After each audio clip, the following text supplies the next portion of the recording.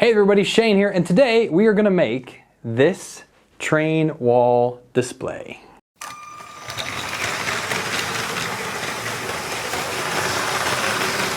So yes, this is the train wall display I made for my kids, and shh.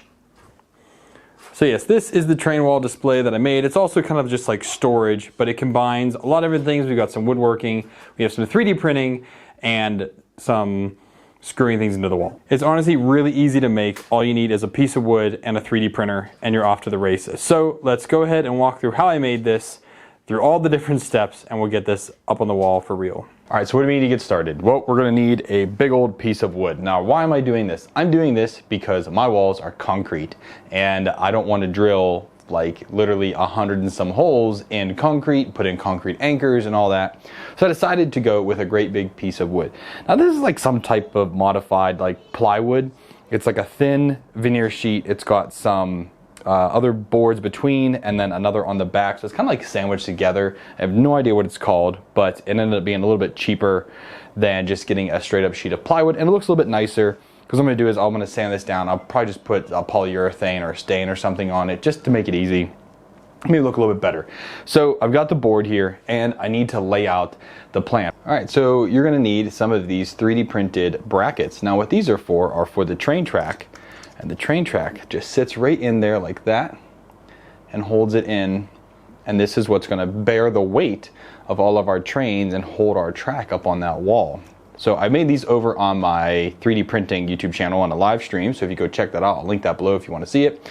Also link these down below if you want to download them and use them in your setup. But yeah, so these were pretty simple to make. Honestly, it took me 3 iterations to get these to like have a nice positive fit in there. And again, gravity will be helping because gravity's going to be pushing these down. So that's not too big of a problem with that. So we're going to use all of these in the board.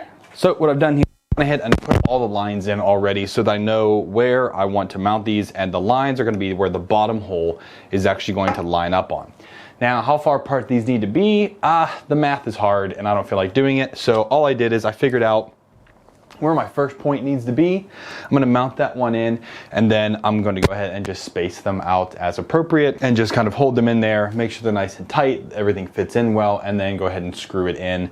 Then I'll make sure that it's level and it's actually perpendicular to the line, so everything is nice and straight and we don't have our train kind of driving off the edge because we did it crooked. Now how I'm going to mount this board is I've got 6 great big 10mm screws or anchors, and I'm going to use some great big screws to mount this to the wall. So I'm going to do 3 across the top, 3 across the bottom. It's kind of overkill because honestly this board is pretty light, but I just want to make sure that it doesn't go anywhere, that nothing's going to happen. So we're going to mount that on the wall. So I'm going to go ahead and now start mounting all of these brackets on here, making sure the track fits, and then we can get ready to mount this on the wall.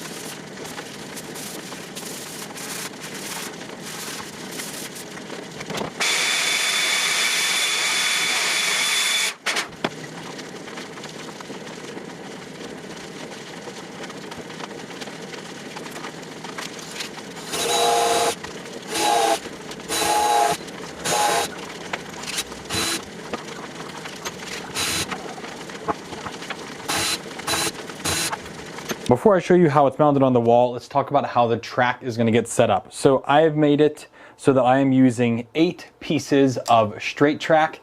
Now this is off-brand on Amazon only because it is cheaper and I can buy just straight.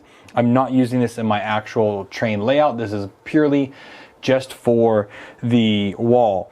I believe these were $15 for 18 pieces of straight track, so get a couple boxes and I'm able to make this happen. So we have 10 pieces of track. We have 9 2x4 in dark bluish gray. I have 8 2x8 dark bluish gray, and I have 9 1x8 dark bluish gray tiles.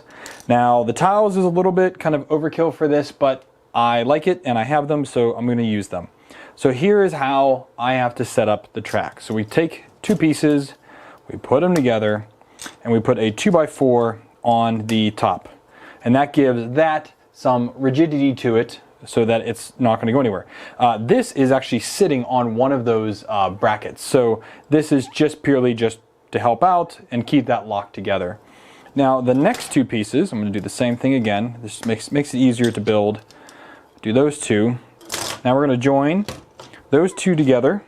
I'm going to put a 2x4 on the top, and on the bottom I'm going to put 2 2x8s going this way. That is giving underneath of here a lot more strength. This part is unsupported. Both of these here and here are going to have supports under them.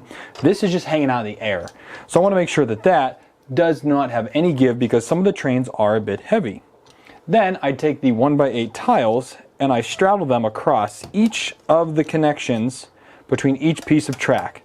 These are going on the back side against the wall, so they're not seen, but it's just adding a little bit of rigidity. They're really not needed, again, above these 2, but also it's now symmetrical, and I like that. So now I'll just build the rest of these real quickly. Real quick, I should say, not real quickly, Shane.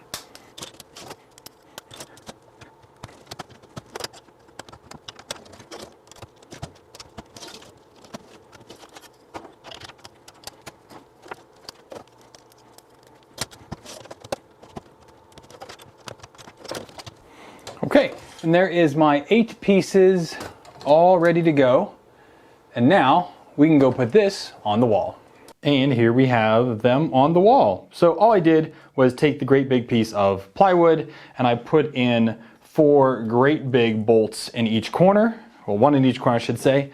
And then 1 more right across the middle. So that gives me 6 points of mounting against the entire wall. And it's incredibly solid, which is great because again, I don't want this falling, and yeah, they work out really well. So now with this last piece of track, we just take it here and we just get it to slot in each. Of course, I'm in my light. I'm in the bedroom, so it's, audio is not great and lighting's not great, but these all pretty much push right into them and they hold on really well. They're nice and straight, as you can see.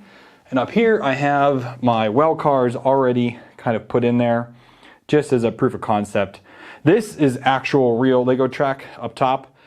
I don't have enough of the fake stuff, but again, this is really only for the wall. I want to get this stuff down and I want to put it on my floor, which is where it's a mess. It's where the kids play with all the Lego. But yeah, I think that actually turns out really well. Let me get back a little bit more. So there is the full setup of that. Again, really easy to do, honestly. If you have a 3D printer and you've got some time, this is not a hard setup. Now I can get all of the different trains that we have and put them up on the wall. So I think I'll do that right now so you can see what it looks like fully populated. And I think you guys will like it. Okay, and there's not all the trains, but most of them up on the wall now. As you can see, I'm still missing that piece right there. Didn't put that up yet, but I have my custom TTX well cars here with custom containers. I have the Hogwarts Express mock. As you can see, there's 3 carriages. It's a motorized tender, and the engine has been modified quite a bit, actually. Then I have the older passenger train 60051 right here. Then we have 30877. That is the what's that one called? That's the haunted train from the Ghost Side or Haunted Side sets. I liked it. It's pretty cool. 60052, the blue engine. Then I have 60197 passenger train. There are 2 sets and that just fits on there. And then down here I have the 2018 green cargo train, which I forget the number of off the top of my head right now. And then I have some of its cars down there. But yeah, so that's most of them up there. And again, they all won't all be up here all the time. It's just to get the ones that are not being played with up out of the way, because trains honestly take a long time to build. Rebuilding cars is not too bad, but the trains can be challenging to rebuild once they get wrecked. So that needs to be a really good way to keep our trains intact and out of the way when they're not being played with. So yeah, hope you guys enjoyed this video. Hope you thought this was a cool project. If you make it, please let me know. I'll leave some links for everything that I've been using down below. STL files, all that kind of stuff will be down below. So check those out. Thank you guys for tuning in, and I'll see you next time. Happy building.